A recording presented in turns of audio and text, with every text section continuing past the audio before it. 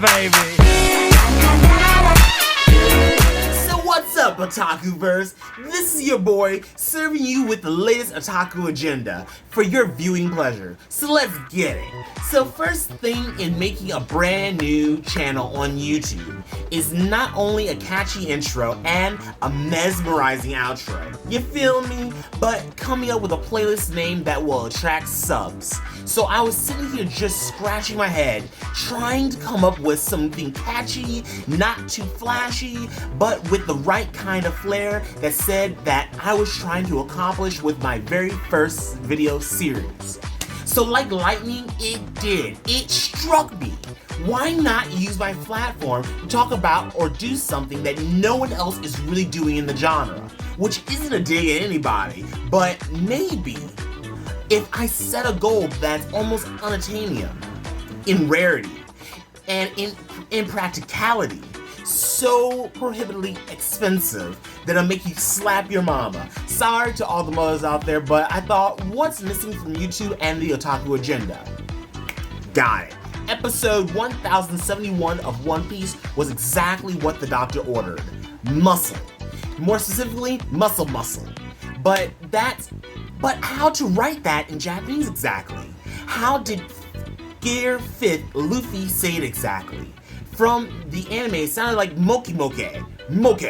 But obviously, Luffy-san and Oda the G-O-A-T GOAT would not make translating that bit of speech easy for non-native speakers, /translators, anyone not hip with today's Japanese slang.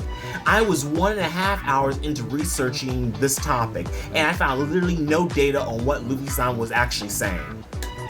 I then accidentally stumbled and happily stumbled upon a book entitled Rethinking Japan, Volume 1, Literature, Visual Arts, and Linguistics by Adriano Bassaro, Franco Gatti, and Massimo Raviri, published by Routledge in 2014.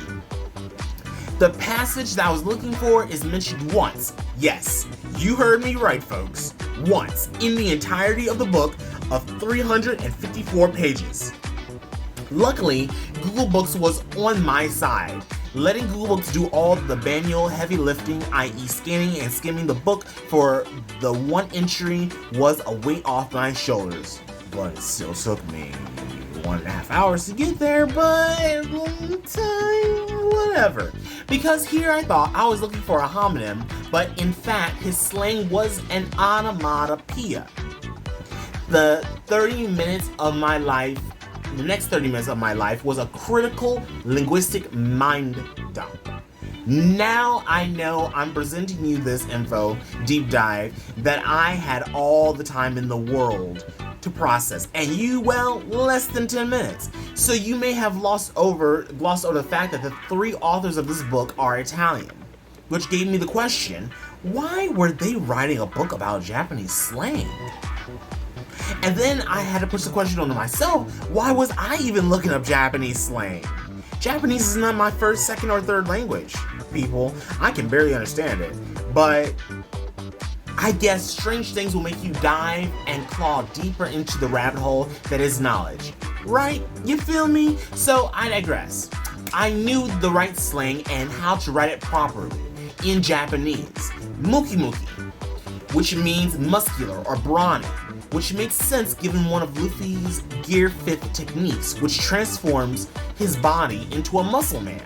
So there you have it, folks. You heard it from me first. It's this that led to the history behind me naming my very first playlist. As to the specific content, that will be provided in part 2, explaining not only the content, but pushing of the envelope into a newer, better me. If you enjoy this kind of content and enjoy the words that are spewing from my mouth, then drop a like, hit subscribe, and let the good times roll. That's all I have for you right now, and this has been Love Up Your Otaku, and this is me signing out. Love your faces. Peace!